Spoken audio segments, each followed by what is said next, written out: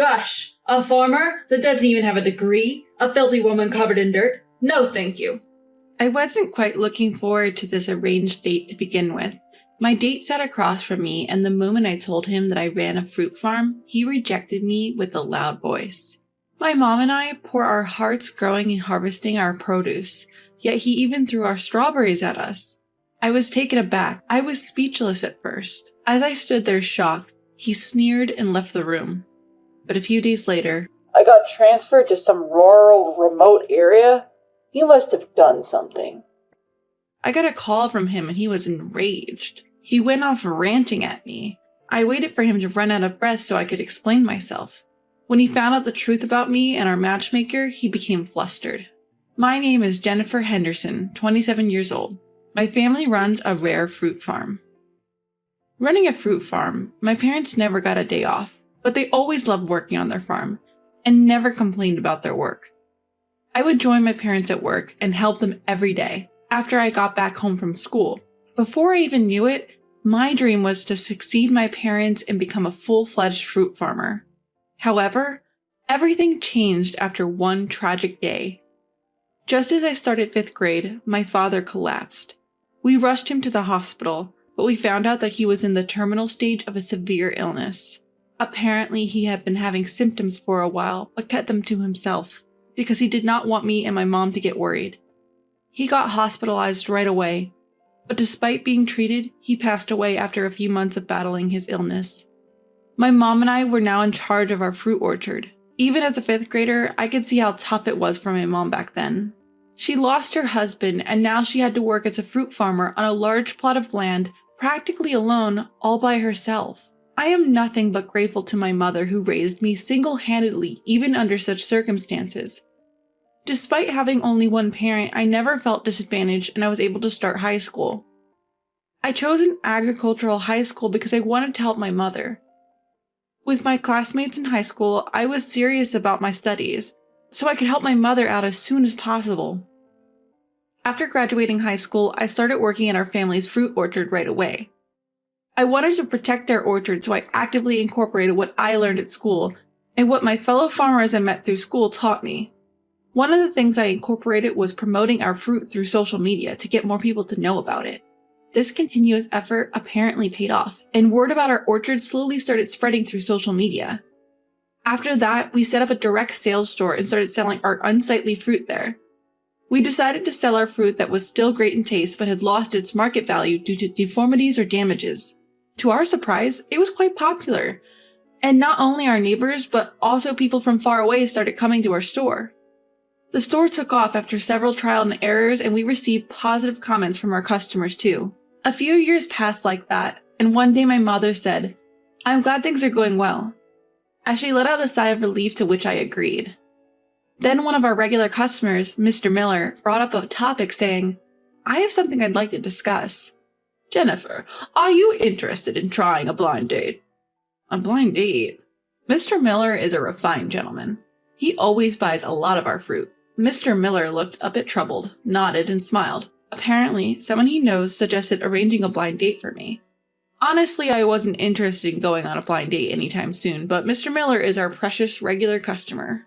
I wanted to help him out, if there was anything I could do. "He's said to be a nice man.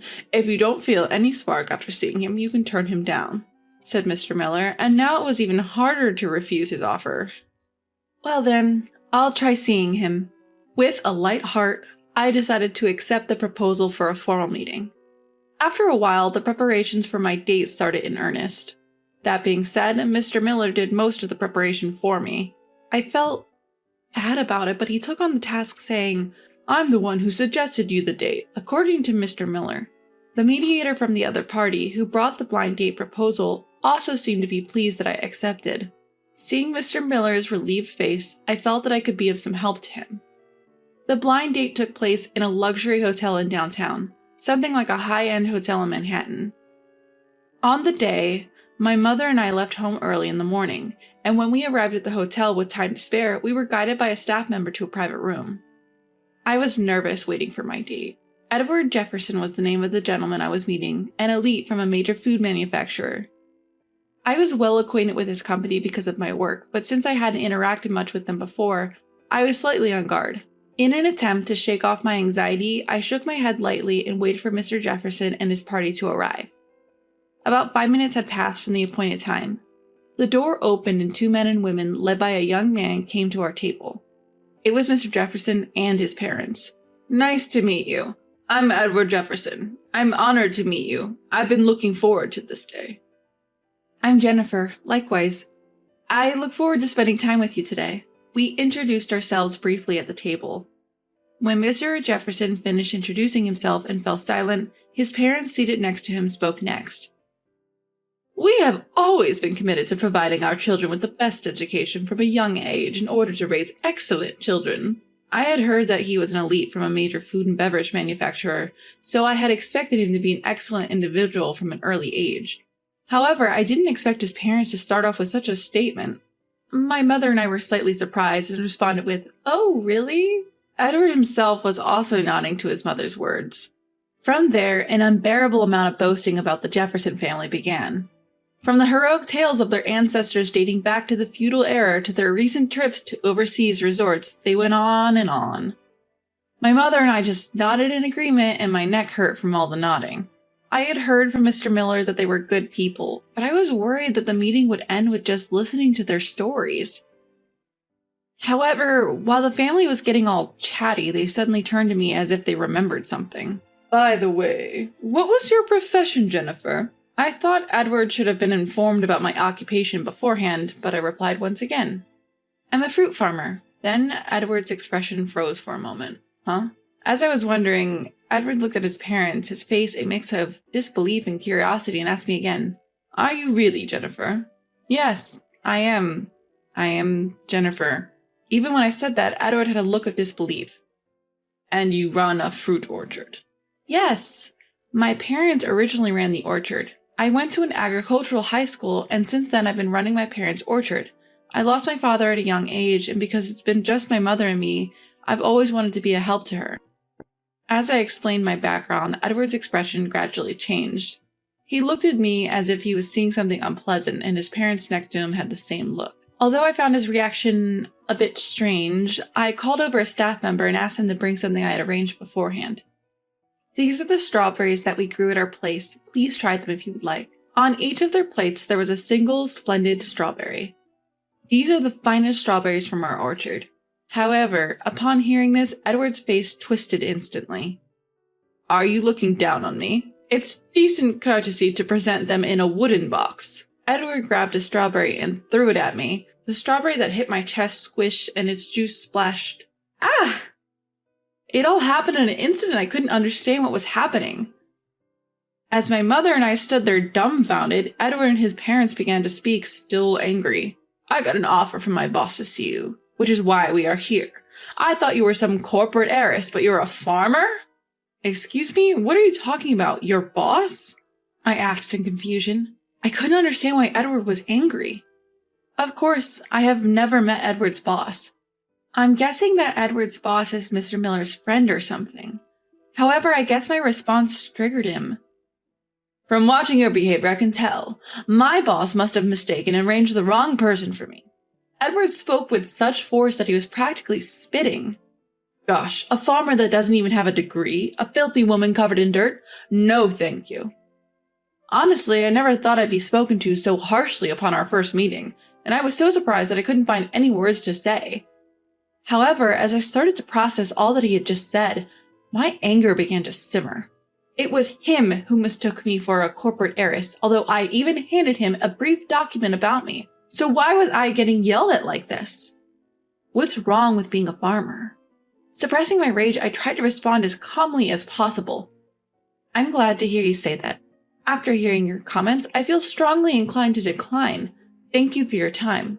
There was a lot more that I wanted to say, but I kept thinking of Mr. Miller, who has always been kind to me, and I couldn't say anything more. I wouldn't have agreed to this meeting if it weren't for Mr. Miller. I was never interested to begin with. As I sarcastically thanked Edward, he sneered and quickly left the room with his parents. He must have thought I was just acting tough, but I didn't feel like correcting him, so I just picked up the squashed strawberry that had fallen on my lap. My mother watched this with a sad expression. Seeing my mother's face made my heart ache. We put in so much hard work to grow our strawberries. How dare he treat them like trash? Right after the meeting ended, I decided to tell everything about the incident to Mr. Miller. When Mr. Miller heard our story, he was very surprised, saying, "That's not what I heard. I was told he was a gentleman." And he apologized to me and my mother. Clearly, Mr. Miller is not at fault here. We don't know whether the person who brought up the date had lied to Mr. Miller, or if that person genuinely didn't know about Edward's personality. But I know Mr. Miller genuinely thought Edward was a gentleman. Please don't apologize. It's all in the past now. I was planning to forget about the incident as a bitter memory, but then a few days later, I was out in the orchard when my mother came running up to me in a panic. "I got a call from Edward." Edward? I wondered why Edward, who had acted so rudely at our meeting, was calling. I rushed back to my office, answered the phone with a sense of disbelief. "What on earth did you do?" Before I could even say hello, I was yelled at so loudly over the phone that his voice seemed to crack. Surprised, I almost dropped the phone on the floor. "Why are you yelling all of a sudden? What's going on?" I tried to respond calmly without being affected by Edward's emotion, but on the other end of the phone, Edward seemed to be furious, raising his voice even more. "I got transferred to some rural, remote area with my father. You must have done something. I know it's you. Did you tell on me to my boss?" Upon hearing this, I guessed that Mr. Miller must have relayed my story to our matchmaker. He went off ranting at me. I waited for him to run out of breath so I could explain myself. Isn't it your fault for doing something that your boss wouldn't approve of in the first place? "Hey, so it was you, wasn't it?" Let me be clear. I don't even know your boss, so I didn't rat you out. However, I did talk about the incident to the mediator, the person who suggested I see you. "The mediator?" Edward's voice became a little suspicious. Apparently, he had forgotten that there was a mediator on my side as well. Initially, this blind date was mediated by Mr. Miller, the chairman of a major department store. Did you know that? "Huh? The chairman?" I could hear Edward's deflated voice. I couldn't tell whether he understood or not, but I was planning to wait for Edward's reaction. "Edward, you look down on our orchard, but it's actually a high-end brand in our industry. We even received a proposal for a partnership from a company where you work. Did you really not know that?" "Huh? A brand? A partnership? What are you talking about?" Even after I said all this, Edward on the other end of the phone was only getting more confused. Apparently, he really didn't know anything. In fact, we had received partnership offers from the food manufacturer where Edward works several times. However, to maintain our quality, it was difficult to increase the number of dealers, so we had to turn them down. When I received the blind date proposal and found out that the partner worked at this company, I immediately suspected their motive. Edward's boss probably thought that by arranging a date between Edward and me, they could establish some kind of connection. I knew this, so I wanted to refuse the offer. Thanks to Edward acting on his own, I was able to reject him without feeling guilty, so I actually got lucky. "So, what does this mean? I thought it was just another orchard." His initial, confident attitude had completely vanished. His tone had dropped significantly, filled with anxiety and confusion. I didn't know whether he was talking to himself or asking me for an answer, but he might have finally understood the implications of his actions. In the end, there was one more thing I had to tell him, so I called out. "Edward, the strawberry you threw at our meeting, each one costs $100, and they are not easily available because they are all pre-ordered." $100 for a single berry? I heard the most flustered voice of the conversation from the phone, which made me feel slightly relieved. "It's the best strawberry produced at our orchard that you look down upon. I was shocked by how you reacted, but maybe it's good that someone like you didn't have it." I vented all the things I couldn't say during our meeting. Edward was speechless, in shock, and I quickly hung up the phone. After hanging up, I felt a sense of accomplishment, and I felt like the frustration I had been carrying since the meeting had been resolved. According to Mr. Miller, just like Edward said on the phone, he and his father were both transferred. They were transferred to a rural area, far from the city center, which seemed to be a humiliation for them, having always lived in the city. As someone who's worked with soil and fruit every day and loved it, I can't understand their feelings at all. "Probably he will never be able to return to the fast track," said Mr. Miller.